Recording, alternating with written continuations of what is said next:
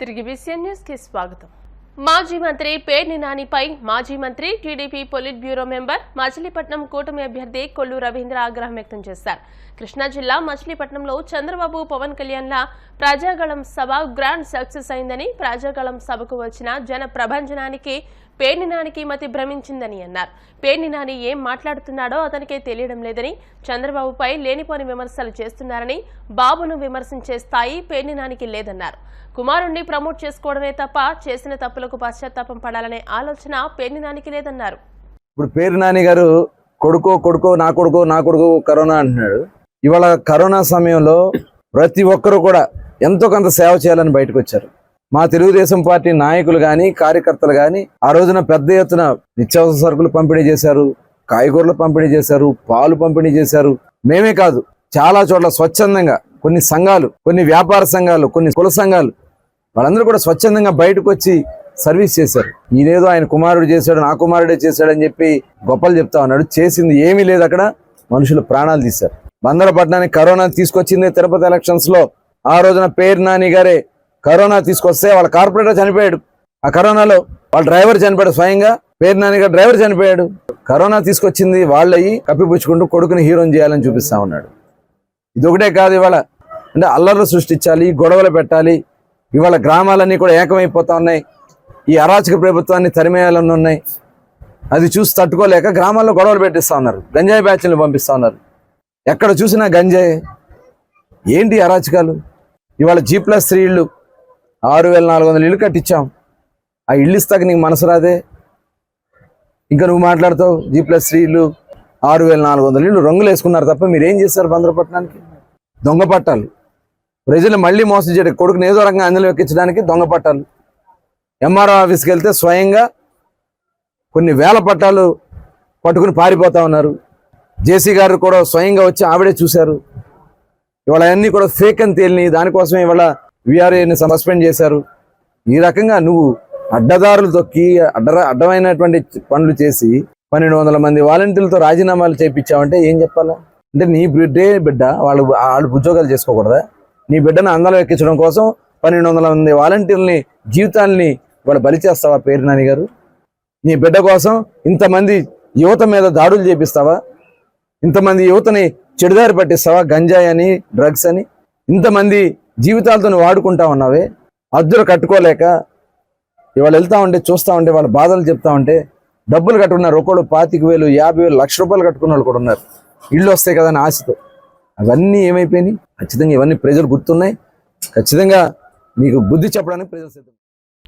పశ్చిమ గోదావరి జిల్లా పాలకొల్లులో MLA Nimmala Rama Naidu nomination దాఖలు చేశారు. తొలుత పూలపల్లి వై జంక్షన్ నుండి తెలుగుదేశం, జనసేన, బీజేపీ కార్యకర్తలతో ప్రదర్శనగా సైకిల్ యాత్రను ప్రారంభించారు. అనంతరం Palakollu railway gate, lock centre, Gandhi బొమ్మల సెంటర్, పెదగోపురం మీదుగా మసీదు వరకు 4 కిలోమీటర్ల మేర మహా సైకిల్ యాత్రను ప్రారంభించారు. ఈ సందర్భంగా ఎమ్మెల్యే నిమ్మలకు అడుగడుగున జనం నీరాజనాలు పలికారు. నియోజకవర్గ వ్యాప్తంగా తరలివచ్చిన ప్రజలు అభిమానులతో పట్టణ రహదారులని కిక్కిరిసిపోయాయి.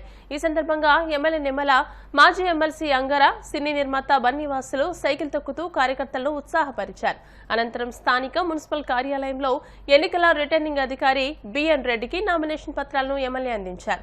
ఎమ్మెల్యే నిమ్మలతో పాటు ఆయన సతీమణి సూర్యకుమారి కూడా నామినేషన్ దాఖలు చేశారు. తెలుగుదేశం, జనసేన, బీజేపీ అసెంబ్లీ అభ్యర్థిగా పాలకొల్లు నియోజకవర్గంలో నేను వేసినటువంటి నామినేషన్కి పెద్ద ఎత్తున వేలాదిగా స్వచ్ఛందంగా తరలివచ్చినటువంటి తెలుగుదేశం, జనసేన, బీజేపీ నాయకులు, కార్యకర్తలు, అభిమానులు 50 మంది పాలకొల్లు ప్రజానికానికి ముందుగా హృదయపూర్వకమైనటువంటి పాదాభివందనాలు తెలియజేసుకుంటూ ఉన్నా.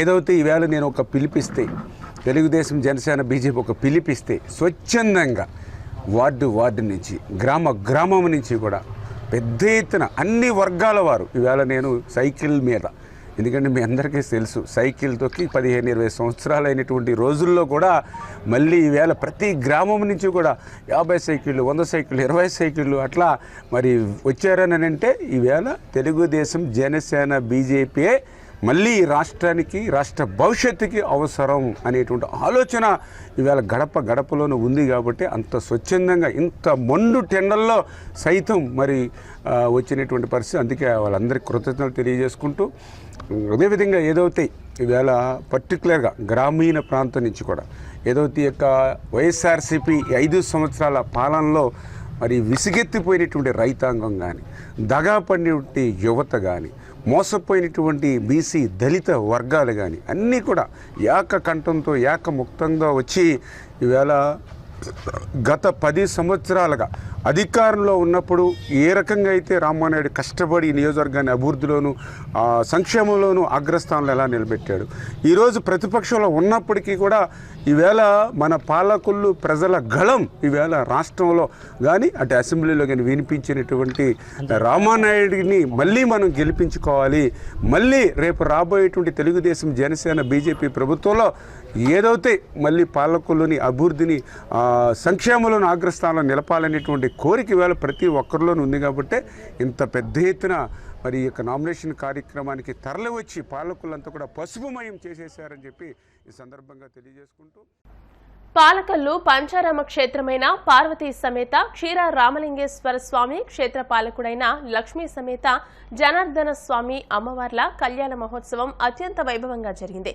శ్రీరామనవమి తర్వాత రోజు జరిగే క్షీర రామలింగేశ్వర స్వామి కళ్యాణాన్ని వీక్షించేందుకు భక్తులు బారులు తీరారు.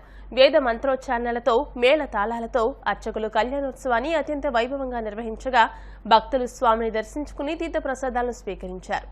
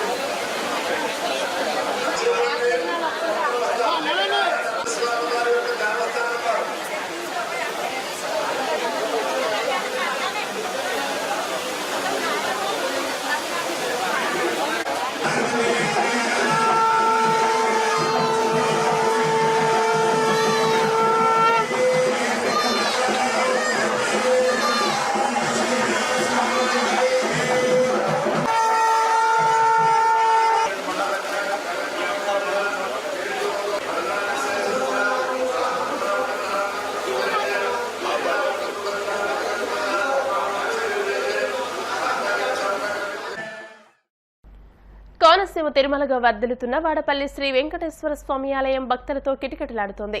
వెంకటేశ్వర స్వామికి ప్రీతికరమైన శనివారం సందర్భంగా ఆలయంలో ప్రత్యేక పూజలు నిర్వహించారు. ఈ మేరకు ఆలయ చైర్మన్ రుద్రరాజు రమేష్ రాజు, ఆలయ కార్యనిర్వహణాధికారి భక్తుల కోసం చేసిన ఏర్పాట్లను పర్యవేక్షిస్తున్నారు.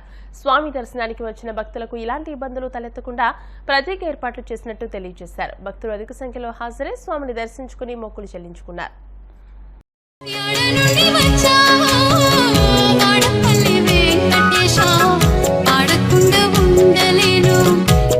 చూసి శ్రీ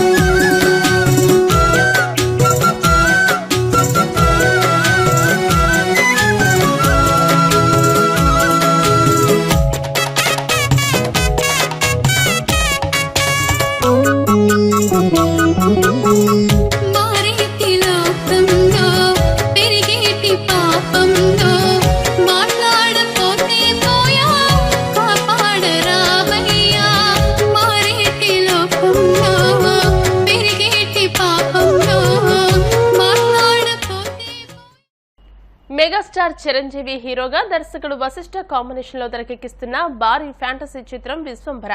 భారీ సెట్టింగ్స్ మధ్య ఈ చిత్రం షూటింగ్ శరవేగంగా కంప్లీట్ అవుతుంది. అయితే చిరంజీవి ఆశీస్సులు అందుకోవడానికి young and talented hero Karthikeya Vishwambhara set కు వెళ్లారు. బజే వాయువేగం సినిమాకి బ్లెస్సింగ్స్ కోసం మెగాస్టార్ వద్దకు వెళ్లారు.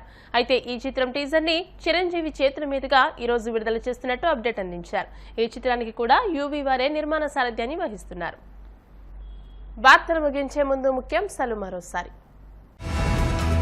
జనసేన అధినేత పవన్ కళ్యాణ్ పై సీఎం జగన్ సెటైర్లు. చంద్రబాబు చేతిలో కీలుబొమ్మ అంటూ తీవ్ర వ్యాఖ్యలు.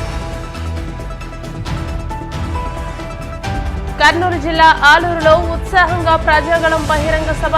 మాదిగల వర్గీకరణకు కృషి చేస్తానంటూ చంద్రబాబు హామీ. మాజీ మంత్రి పేర్ని నానిపై టీడీపీ నేత కొల్లు రవీంద్ర విమర్శల దాడి. చంద్రబాబును విమర్శించే స్థాయి నానికి లేదంటూ మండిపాటు. వాడపల్లి వెంకటేశ్వర స్వామికి ప్రత్యేక పూజలు. విశేష సంఖ్యలో హాజరైన స్వామిని దర్శించుకున్న భక్తులు. ఈ వార్తలు ఇంతటితో సమాప్తం. మరిన్ని వార్తా విశేషాలతో నెక్స్ట్ బులెటిన్ లో మళ్ళీ కలుసుకుందాం. అంతవరకు సెలవు. నమస్కారం. చూస్తూనే ఉండండి BCN న్యూస్.